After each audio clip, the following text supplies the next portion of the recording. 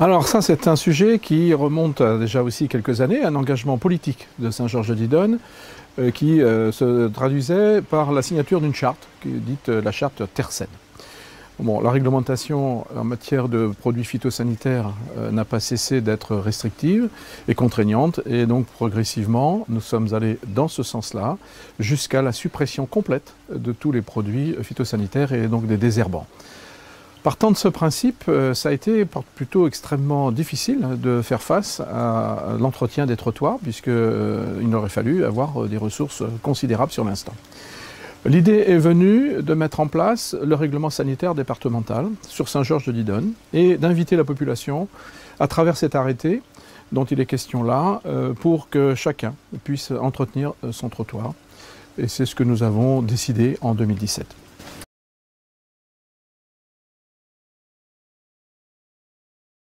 Alors c'est vrai que le résultat est mitigé et on peut comprendre qu'effectivement beaucoup de Saint-Georgeais n'ont pas bien compris ce qui se passait et ce que l'on souhaitait. Pourquoi le résultat est mitigé? Parce que nous avions bien sûr des profils de résidents très différents.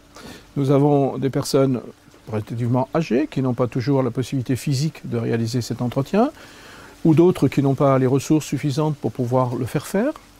Nous avons aussi d'autres personnes qui sont éloignées, qui ne sont pas là régulièrement aux périodes où l'herbe pousse, et l'herbe pousse vite, quelquefois. Pendant quelques jours, on voit une pousse importante.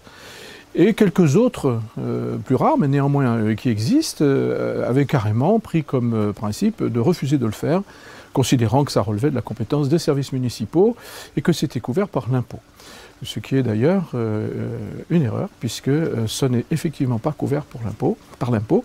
Le code fiscal prévoit un impôt spécifique pour l'entretien des trottoirs que la commune ne perçoit pas. Donc c'est quelque chose qui est effectivement discutable et controversé.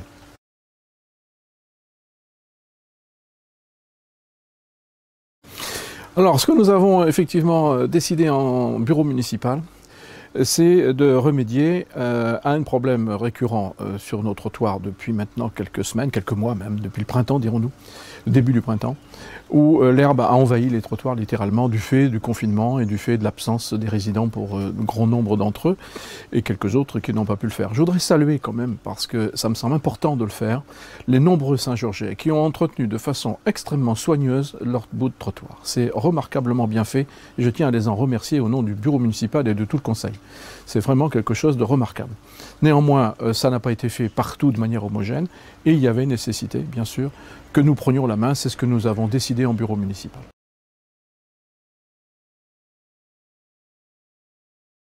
Alors, la ville a passé des conventions avec des entreprises d'insertion et nous allons donc travailler avec ces entreprises d'insertion. Je voudrais également faire observer que dans ce cadre-là, eh bien, la ville est devenue pilote en matière de matériel pour faire la tonte de ces trottoirs.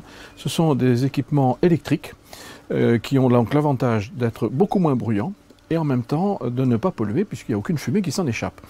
Ce qui est extrêmement agréable et ce sont des outils SG spécialement pour la campagne saint-georgeaise.